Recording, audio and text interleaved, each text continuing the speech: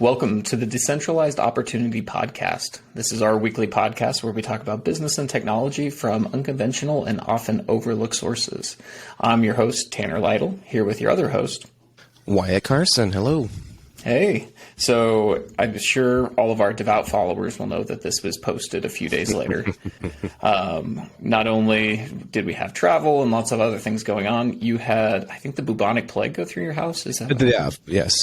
I had leprosy, actually. My whole family got the flu.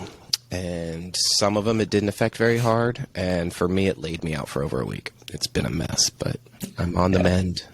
So you're not King Viserys from House of the Dragon, just slowly falling into pieces? God, what a wonderful character. I could make a whole podcast episode about King Viserys and the actor who did that, but I won't. Yeah. I'm actually missing every Sunday. There's like a void in my heart where I need dragons. And it's 2 years or something until they're coming out with more. So that and the Lord of the Rings show. Also just phenomenal. I fell in love with. And now we won't get another dragon or, I don't know, Hobbit for another 2 years. But yes, that's okay. I need to get rid of my HBO Max for a while anyways. Yeah. Well, we've been watching The Vow. The second season is out. So that's the Nexium trial. So the first one talks about the people who escaped and how they got lured in. And it is probably one of the only, quote, cults that I could actually have seen myself falling for, because it's all business or personal improvement, how can you succeed in business. I think their executive, it's ESP or something, like executive success program, was how they would lure people in with these 5-day courses. And I'm like, some of these ideas are good. And then there's this crazy sex cult that he formed around it. And that's probably not as good. Is that part of their upsell at the end of the 5-day conference? Well, thank you for attending. Please grab your bag on the way out. By the way, if you're interested, next week we will have our first sex cult meeting. Yeah, it's really your quintessential story of this guy just getting drunk with power. He was referred to as Vanguard, had everyone kind of worshiping him, and then just had all these women swooning around him. So he just ended up taking advantage of that. I can relate because we got 20 downloads on our podcast last week, and it just went straight to my head. So. Exactly. So now you're going to start forming a power cult sorority or something like that. That's right. This is the first piece of evidence the FBI is going to use against you. Shh, don't worry about that. All right. So what are we talking about this week? Well, you and I started a conversation last week. We chat and text all the time, and oftentimes Tanner tells me to shut the hell up because that's a good topic, or vice versa. We're like, well, let's pump the brakes. We don't get too far. I was talking about courage, and this is a concept that seems really lofty and could be a large topic, but let me explain where I was coming from. So we were talking about how I was terrified when we put our first podcast episode and announced it on LinkedIn.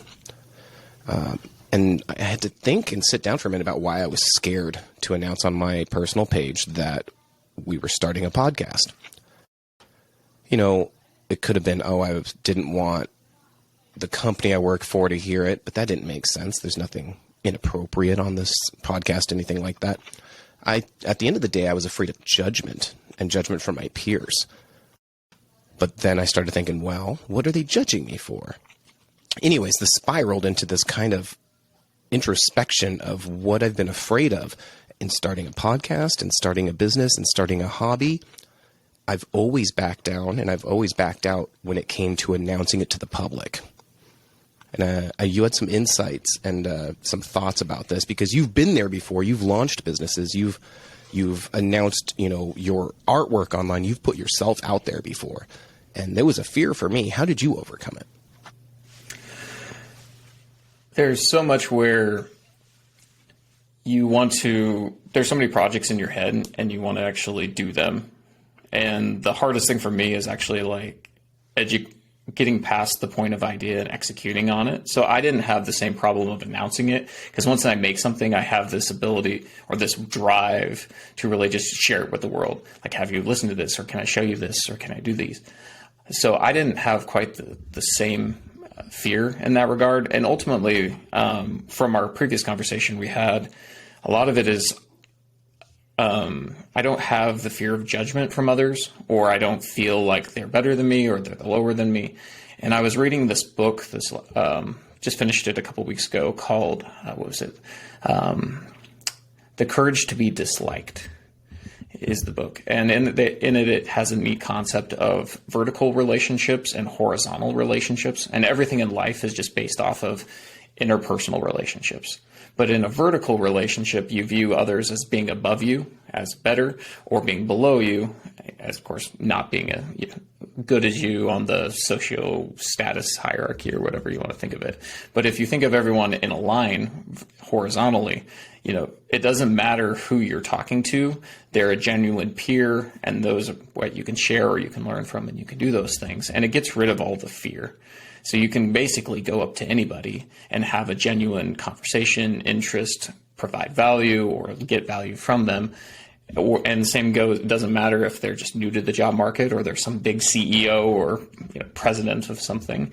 Everyone's equal. And so when you think of everyone on that status, it's easy to put out to the world because everyone's on your level. So that was kind of my view on it a little bit. Yeah, and you mentioned the book last week a little bit. You might have been like wrapping it up or something, and I'm fascinated with it. I tried to find it myself in like my library Libby app and stuff like that. I'm just gonna have to buy it and stop being lazy. But that's kind of what started the thought process in my head. Is I feel like I could write my own book on imposter syndrome, something I've dealt with my whole life, and it still carries over. I am, by the definition of Wyatt, 16-year-old Wyatt compared to 36-year-old Wyatt, I'm successful. And what that means is I live in a house, I have a good job, I have a career I think I'm good at. But my entire career, it's always been second-guessing my skill set, my abilities, and thinking that people are better than me, or they're going to find out that I'm not real, or that I'm a phony. And I've made leaps and bounds trying to overcome this because I understand how limiting it can be, but it's difficult. So I appreciate your perspective. I've never had problems talking in front of groups if I'm the subject matter expert. If I'm talking about what I do for a living, I can talk forever. I don't care what level of person I'm talking to. But if I'm talking about something I'm not horribly confident about, it's very easy for me to fall into these traps of they're going to think I'm BSing. They're going to think I don't know what I'm talking about, how embarrassing for me, those sort of things. And it's a slow process to get over it. But when I hit share on LinkedIn, it was kind of like a weight was lifted. And then I started to see a couple reactions from ex-coworkers and friends, and we've gotten comments on our podcast. Holy cow, has that been encouraging? And, we haven't had any hate mail yet, hopefully, knock on wood. But it's really kind of changed my perspective once I just did it. It's out there. They know. No one cared. And if they did care, it was positive. The concept that people are always waiting in the shadows to judge you is insane. And the best solution for me was just to do it, wait a day, and realize that, life is okay. No one's coming at me. Yeah, I've always wondered if I've been a bit of a narcissist in my life where I've never really cared what people think of me.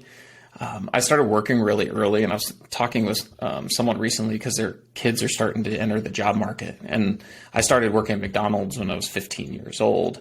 And there's nothing more humbling than being a McDonald's employee in terms of it's so transactional. Ultimately, you're not even there. And with how self-service stuff is going on, really cashiers aren't even existing to the same degree as when I worked there.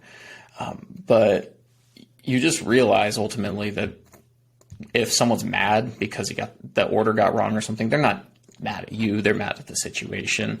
There really isn't anything that you can't handle or you can't get past in those things. And just the pure exposure, the brute force repetition of those things really got, once I entered different fields of businesses, or once I started my own business, a retail shop, and you deal with tens of thousands of people a year, it just didn't bother me anymore.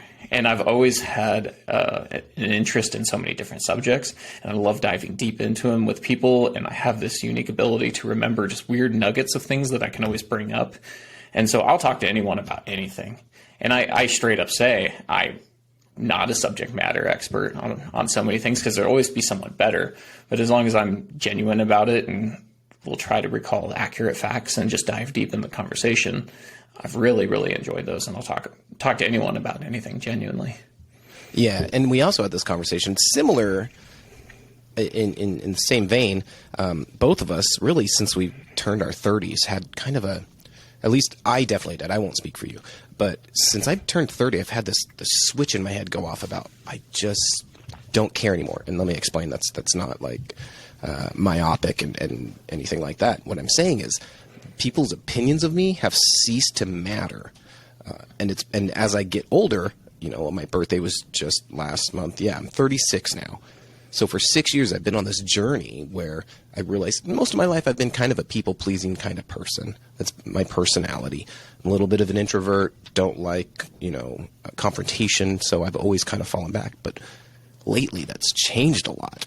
And I don't know why, but people's opinions just stop affecting me so much. I wonder, so just like with anything, repetition and exposure multiple times. So let's say the first time you want to do a painting, to put in the art context, where you want to create a really nice oil painting and you're going to present it to the world or something, there's a lot of pressure on that specific painting. But if you've done a series of paintings, or you paint all the time and you have hundreds of them or thousands of them, it loses its importance. You're not as live and die on every single transaction off those. And I wonder, because now we've hit a certain threshold of transactions with people where we've built relationships, we've maintained them, some have fallen off, some have renewed. You realize that each interaction and each relationship itself is not as crucial if you quote win or lose in it. It's just a matter of, doing the best you can with every one of those situations. And you're not personally considering it a judgment on yourself if those happen to deteriorate. Yeah, absolutely. Well said. And something else, and I think it's similar with you in your career. You started at McDonald's. My first job, I was like 16. I worked in the kitchen of a nursing home. And now we've moved up. We've had different jobs. We've moved to different careers. Once again, personally for me, so I'm a consultant, and it takes a mindset to be a consultant. Before I was an individual contributor. I had a skill set. I would contract out to other companies and do my skill set, and they would be like, cool, thank you, and we move on. Then I switched gears into consulting, where I did my job. I have a skill set, and people hire me for my skill set. But also as a consultant, people expect something different from you. They expect your opinion. They don't hire you at that level, at that range, for just my ability to make process maps. They hire me because I can think through processes, and I'm going to give them my opinion. And my opinion holds a little weight. I'm not saying I'm the greatest. I haven't even been in consulting that long. But the shift in what people expect of me has been a big contributor to me getting out of my shell. If I went into a company and they asked my opinion, I said, oh, I don't know, whatever you think, they would not be happy with me. I would not maintain my job very long. Instead, they are demanding I speak up and give my opinions, which usually I would sit in the shadows and, maybe agree or pitch in if I had something valuable to say, but for the most part, I would just back off. And now I have to be forward. I have to bring my opinions forward. And if they're wrong, cool. We can move on from that, and we can adapt and change and learn. And if they're right, yay me. And at the end of the day, they don't have to accept what I say, but they want to hear it. And that's been really powerful for me. Yeah. And you realize, too, that you come in with that sense of authority, but if you hit a roadblock and something happens, you can get past that. That's the other part of it, too. We catastrophize so much the potential of failure. And I always like to think of anything when it comes to the future. It's if you would try to plan even what your dinner is going to be like in terms of the actual actions itself, and like try to picture it as though it's a movie or something along those lines, by the time you get there, everything's going to be completely different than what you would have anticipated. Just life happens. So we can't predict the future. You can get certain little elements right, but there's no reason just to focus in and stress out about those things. It's just about being prepared once you do start something. And that's something that I've been trying to focus so much more on, is not to ruminate on the potential of the future or like what happened in the past and then try to fill in this metaphorical puzzle, based off of just a few pieces. It's more of just a matter of realizing where I'm at and then what I can do to move forward. Yeah. So on that note, moving away from professional life and into hobbies and interests and maybe even entrepreneurial aspirations. That was a good word. I just finished a book I wanted to talk about a little bit that kind of is in the same vein. And the theme for me this week is courage. Courage to just take that step and start doing what you've wanted to do. Real quick, the book was called What's Stopping You? And it was written by Bruce Barringer and R. Dwayne Ireland, which is a cool name. But basically this book, they gave us 9 myths of why you can't start your own business, why you can't go and do that project or that hobby that you've wanted to. And, I don't want to read all 9 myths to you because that feels a little like I'm preaching about this book. But I did want to read a couple and get your thoughts on them because I think these are myths that we've seen in other people, we've seen in ourselves, and people will always have. And that's what I really appreciate about this book. So the first myth number 1, is it takes an extraordinary person to start a business. Now, obviously, the truth is no, right? That's a myth, but it's really easy to lock yourself into that, especially in what this idolization culture we have. And I'm not talking about the Kardashians. I'm talking about how entrepreneurs or people who want to be entrepreneurs, who want to get out there and start their own business, they start following these accounts on Twitter, and they start reading these books, and they start idolizing these thought leaders in entrepreneurship. The Jeff Bezos and the Elon Musks, they have a worshiping crowd around them.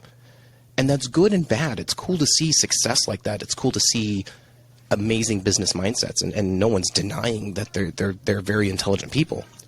But the problem is people start seeing that as in, look at that person, look at where they came from, or whatever. There's no way we could ever do that. I could never be the CEO of a Tesla or now Twitter. I could never write my own book because, I just don't have that skill set. I'm not that powerful of a speaker. I don't have those skill sets. And the idolization of these thought leaders, in my opinion, starts creating a problem with us peons who aspire for great things, but then really back off and saying, I can't be a Musk. I can't be a Zuckerberg. That's not in my cards. Those are rare type of people. What do you think about that? Yeah, there's a few points that just came to my head when you're talking about that. First off, I was listening to an interview with Professor Scott Galloway, and he talked about how in relation to like intelligence, so IQ, I think he said past like 110 IQ, there's no extra indicator of success for each point smarter past that.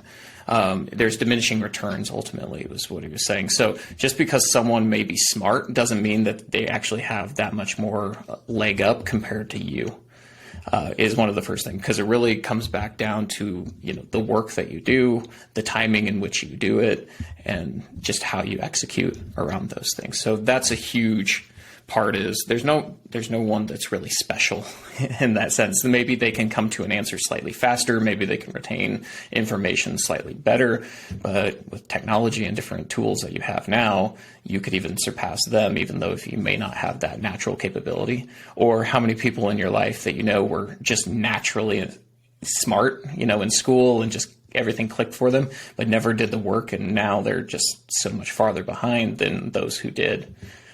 So that's a huge thing that first came to my mind. The next part is there was a book called The Gap and the Gain, and you never want to measure yourself against where someone else is because you haven't done those steps. And especially when it's in business, I think Naval talks about where you don't necessarily want to measure yourself against someone else or follow their recipe exactly, because whatever success they had, it's like them giving you the numbers to their winning lottery ticket. It's right. Ultimately not going to do anything for you. You can get certain pieces of nugget on the path in which they took, but the journey, just like we talked about, you trying to visualize what's for dinner, is going to be completely different than what happened yesterday. And so you really can only, again, measure where you are right now compared to where you were, because everything in the future is not guaranteed. The Gap and the Gain is a fantastic book recommendation for anyone. I picked it up skeptically. I'm not a big fan of books that look like they're full of kind of woo-woo, hypothetical, let's all hug ideas. And that's the vibe I got from that book. I was horribly wrong. It was really valuable stuff. but well said. It's very easy to measure yourself against other individuals, especially successful individuals. But if you take the 5 minutes and reevaluate, like I said, Wyatt at 16 versus 36 is an entirely different human being as far as I'm concerned. The other thing is if you get to know people on a human level and not necessarily in these pedestals that is social media and idealized or a book, different things, you realize how human everybody really is. It's just how we use our time and the actions that we do within them. And I think we'll talk about that a little bit further in this podcast. No, and last comment on that, what you said, people are people, they're not their social media personalities, not this. Jeff Bezos. I don't idolize Jeff Bezos. Amazon's great. I use it, but I did find a quote by Jeff Bezos. I was like, wow, okay, this it kind of changed my perspective on him. He kind of has this Bond villain-esque persona about him, I think, that's been built up on the internet unfairly. But this quote is really cool, and then we can move on. He said, "The thing that motivates me is a very common form of motivation, and that is with other folks counting on me, it's easy to be motivated."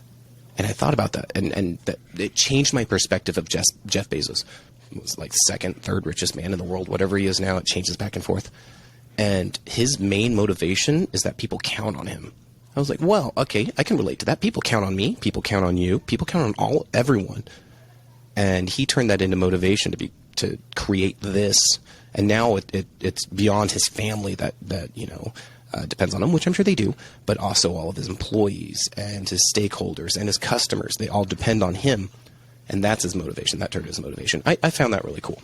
Yeah, there's so many philosophers or psychologists and all sorts of people just say you get your value from life by the responsibility that you take on. You really do. Love it. I know I was on a very different track in life until I had children. Suddenly I had to, grow up. But anyways, okay, I have 2 more myths out of the 9 that I want to share. Second myth. This is myth number 5 in the book, by the way. The best business ideas are already taken. We've talked about this before.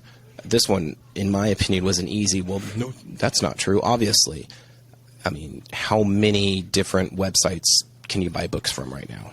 The answer is a lot. I don't know. I'll Google it here in a second. The winner being Amazon, the biggest one being Amazon, obviously. But people manage to cut off a piece of that pie for themselves. And that it's regardless of the industry. I think it's a matter of identifying gaps, finding different ways to help a customer base, and you can turn any existing product, any existing service into something even better, even more customer-centered, and find value out of that. Yeah, my view, when you distill a business idea down, or a business or a product, whatever, it's solving a problem. And no matter, time's always going to keep going on, things are always going to change, and new problems are always going to come up, whether or not it's in the same field that maybe is already saturated. The real question is, can you solve that problem, and for how many people, and how much is that worth to them? And that's where you can really decide on if a business is worth pursuing, because you can fill those needs and there's enough things to make it worthwhile. Yeah, no business can get everything right. They just can't, especially when they become very large businesses.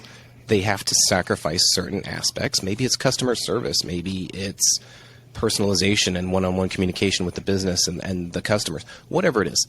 No business can accomplish everything, and when you have to find those gaps, there's opportunity there, and sometimes massive opportunity. By the way, I just Googled buy books online, and I got like 10 billion searches, so I gave up on that search. But all right, last myth. Well, one more thing with that too. The technology might not be right. So there's a story about something magic. I can't remember the company, but they were trying to make essentially a portable smartphone back in the early 90s, and it had a fax machine attached to it and all these different things, this graphical user interface. And ultimately the product just failed because it wasn't good enough. The technology wasn't right for the needs, and there wasn't people who had those needs quite yet. But take it forward 10 years or something, essentially every principle that was going into that phone became what was the iPhone. And it was the right ideas, but the problems weren't there. The customers weren't quite there yet. And the technology ultimately wasn't there to solve those problems. So there may be a business out there that's solving certain things, but as things evolve and technology evolves, you can solve that problem in a much more unique way using technology and get a new foothold to knock all your competition out of the water. Absolutely. So this next one, I have admittedly fallen into this kind of thought trap myself, but I figured a way out. So myth number 7 in this book: it's almost impossible for a new business to get noticed.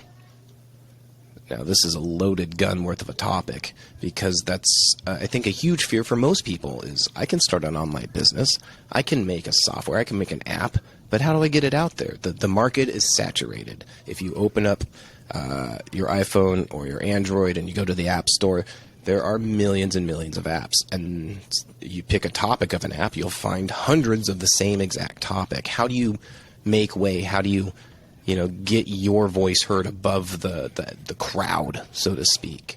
And exactly kind of what we're just talking about with the new ideas already taken, how a business gets noticed is changing all the time. What is I don't remember what it's called. It's where people are putting in like subtext on videos and trying to fool Google algorithms into searching them more. What is that practice called? Meta tagging? Something. And it's part of a bigger technique. There's entire companies built up around it who try to get your SEO, company search engine. SEO, Yeah, search engine optimization. I know years ago that was the hottest trend. Search and it still exists. Don't get me wrong, it happens.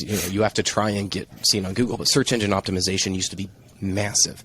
And these pop-up shops were showing up everywhere saying, we can improve your SEO, we can get you noticed, we can get you on the first page of a Google search, blah, blah, blah, blah, blah.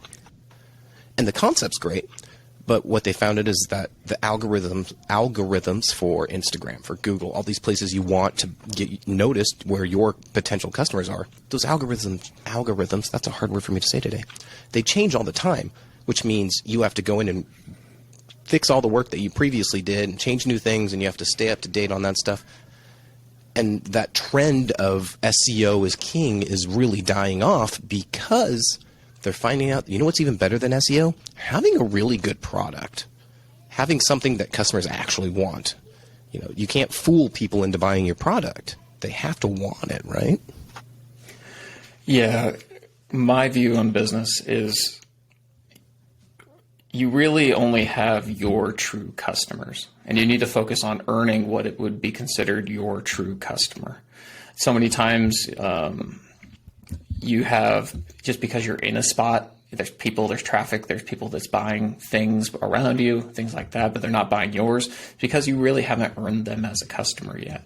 You haven't gotten enough recognition with them, enough mental, social capital, whatever. They don't understand your product. They don't understand the value that they're going to get from those things. So ultimately, you need to focus on who you can best serve and the value that you can provide them and communicating that most effectively. And then really nurturing those parts, because I'll tell you, in business, the biggest thing that for growth is referrals. It is, you do a good job for somebody, that word's going to spread. You can spend crazy amounts of money on brand awareness and all those things, but perhaps based on the product that you're selling, you might entice a few things, especially if your transaction costs are low. But I've always been in the business where even when it was the game store, you would invest a lot of money. We weren't the cheapest place in town. It was, you were providing things at a premium cost. And then when we're selling IT services or any enterprise level things, you're trying to show the value that you can bring and why you're the ones to do that. And just focusing on doing a good job, genuinely connecting with people, and then scaling that more organically while leveraging certain tools and technology so you don't get lost in the way, is where you get the most growth. And it really is a hockey stick, and it compounds just like anything. It's exponential, and there's no overnight success. Just like we were talking about with the founders and different stuff like that. You don't really understand the groundwork. It might seem like an overnight success to you because you weren't aware of them, but they'd been going for 10 years or building up something for way longer. So you can get noticed by just being genuine, making real genuine connections and providing real value. And if you're solving a problem, again, going back to that, people are searching for those answers. They are putting those answers into Google. You don't need to have a paid ad necessarily to go, because if you have the answer to their problem, it's going to come up organically.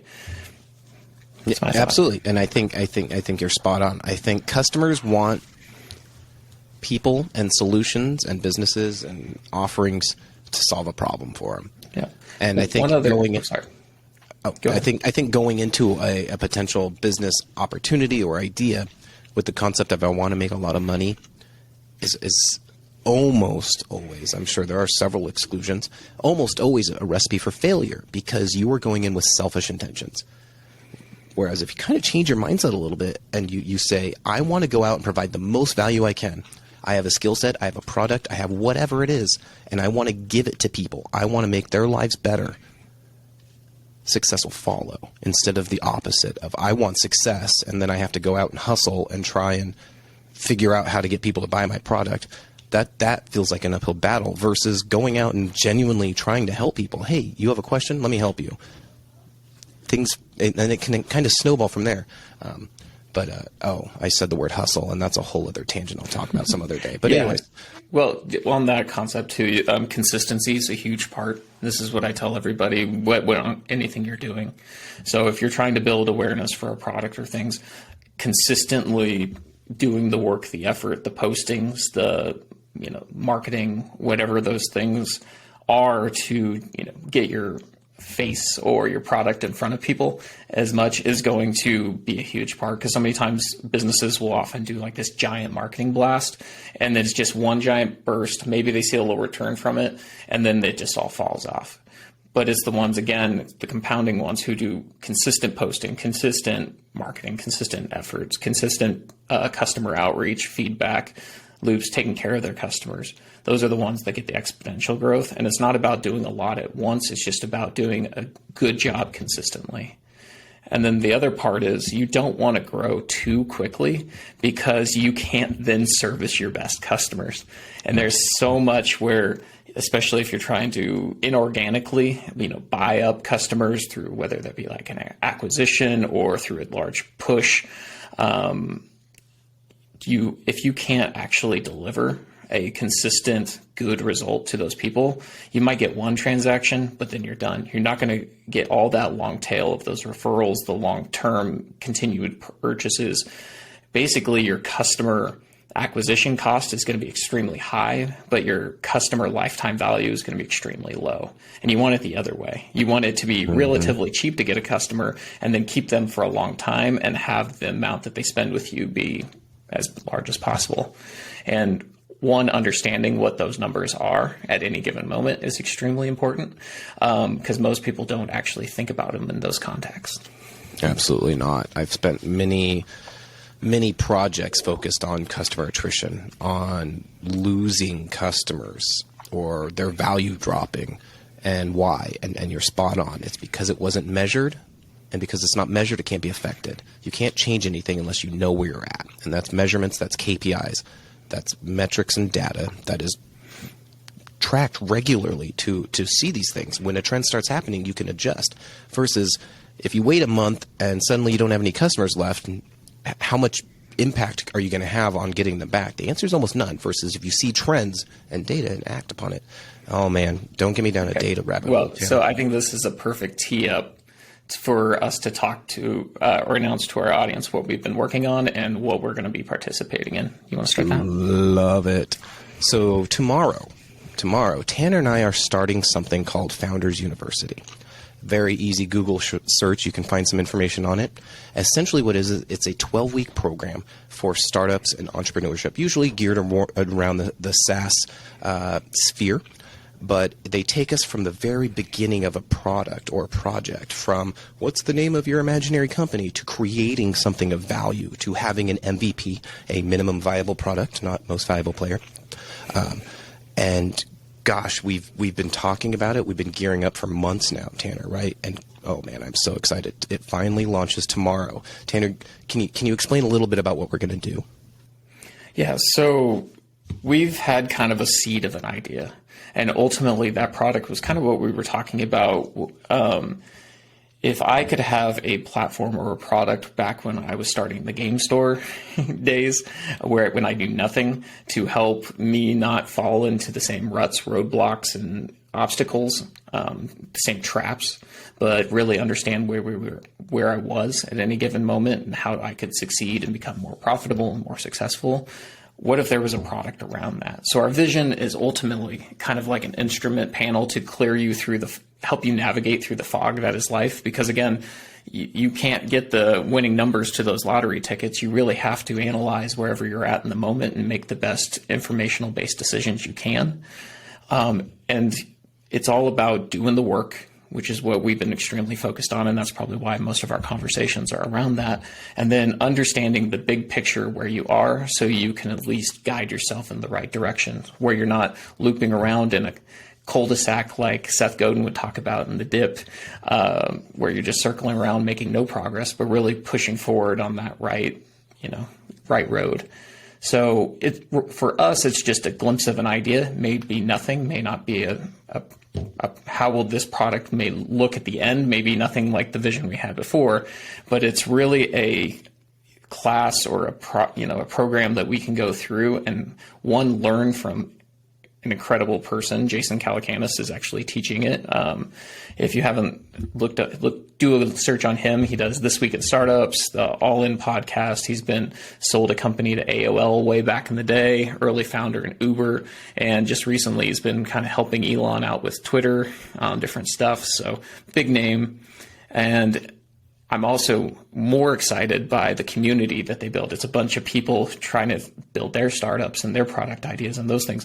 And our product is really geared for someone like them because we are people like them.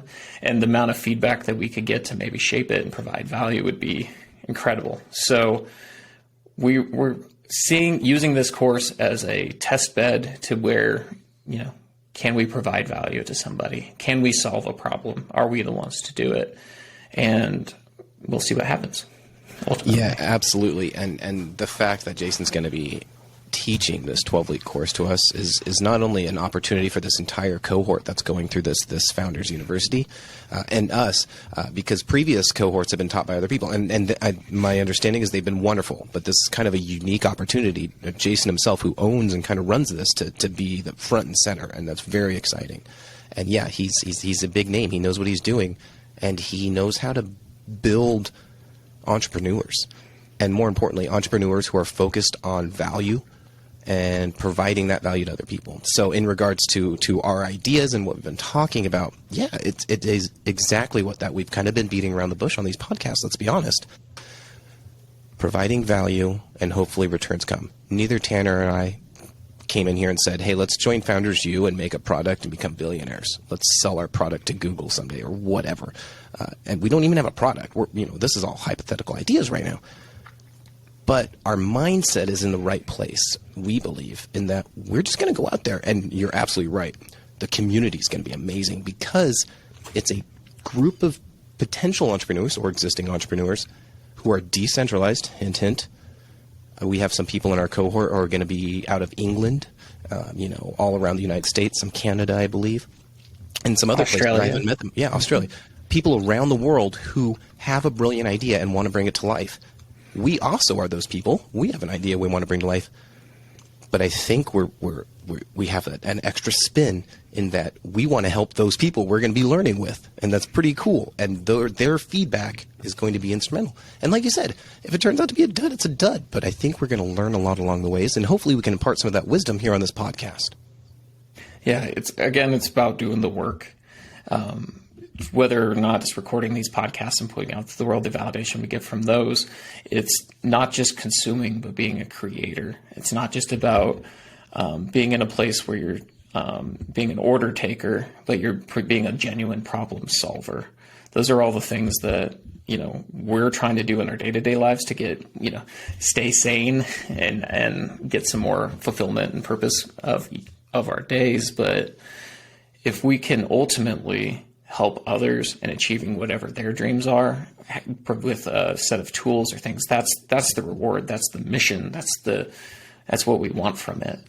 And it's, again, what you were saying about, it's not about the money, it's about developing a solution to a problem that I've suffered with for years. And if I could help even just one person not fall into the same traps of building a company that's just at the end of the day a money gobbling monster and not something that can work for you, it's a huge thing. And kind of the tagline that we've been talking about is just really helping someone build a better business to run, not a business that runs them. And if we can do that, again, for just one person or a handful of people, I think that's a success, whether or not it turns into anything more than that. Absolutely. But just by doing the work, we're going to grow, we're going to make great relationships, and we're going to fill our time with something that's more meaningful and more purposeful. And I'm really excited for that.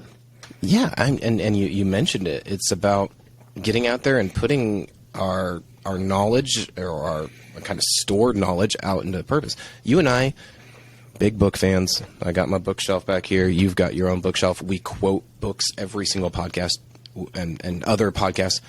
It's time for us. We feel we're at the juncture where it's time for us to stop being consumers and start being producers.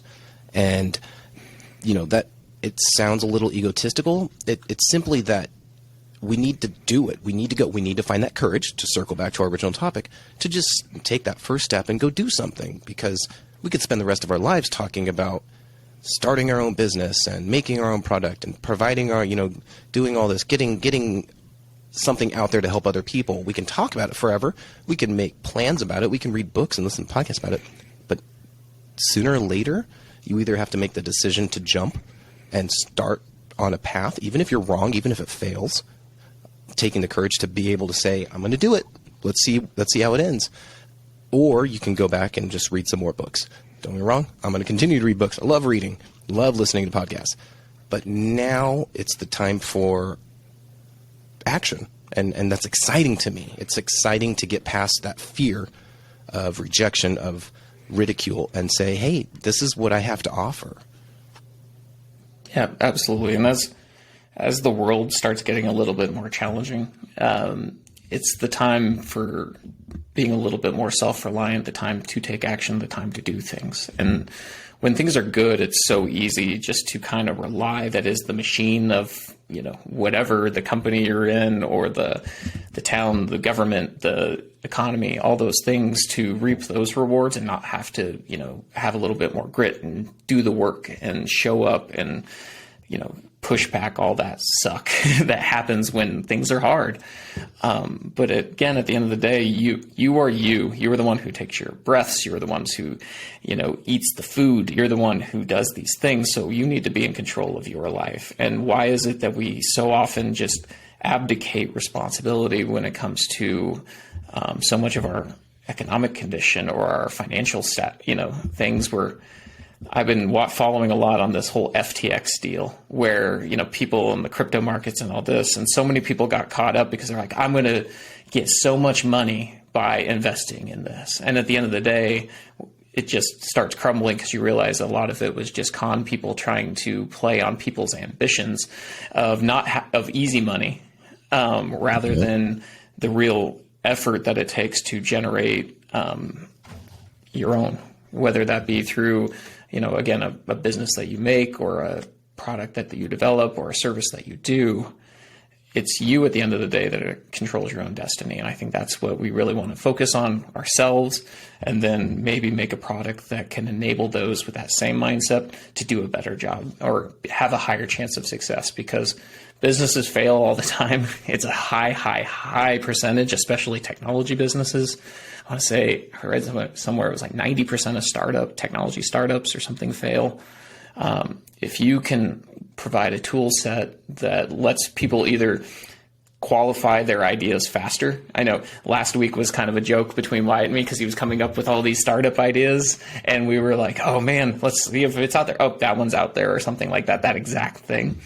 But again, maybe you could put your spin on it, your other thing. But when it's just an idea, you can test it, you can qualify it, you can choose to pursue it or to stop.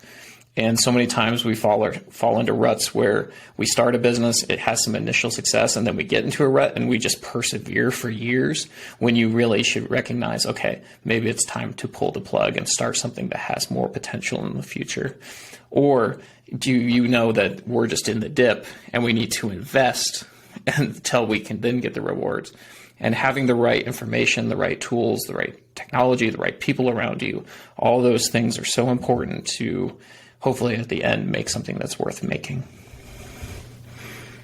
Yes, well said. Okay, I'm full of inspirational quotes today, Tanner. Have you ever heard of Madam C.J. Walker? I don't think so.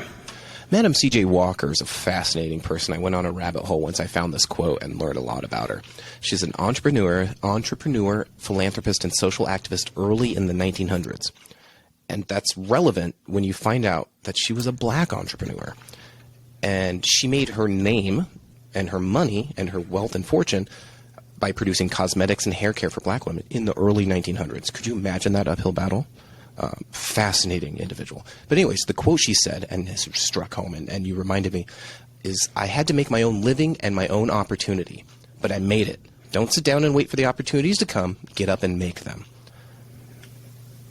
If Madam C.J. Walker, a black woman in New York in the early 1900s, late 1800s, was able to take the step and the bravery to create her own product line of hair care for black women,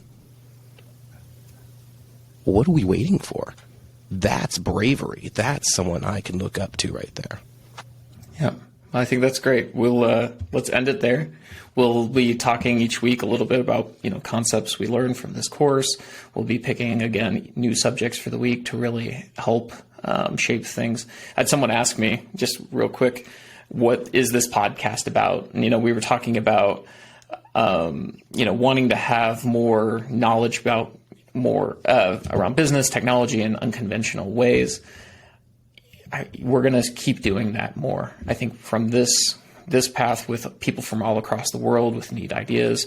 We also do have some interviews that we're lining up with different business people and really interesting, insightful folks that can bring a lot to our listeners. So there's a lot of really good things ahead, and I'm really excited to continue. So yeah, love it. I'm very excited to be on this journey with you, Tanner. I love this podcast. Thank you guys for the comments. Please keep them up. If you have any questions, go ahead and throw it in when we share on social media. We'd love to answer those too. But like you said, interviews coming up. Also, I love doing this. This is such a fun passion of mine.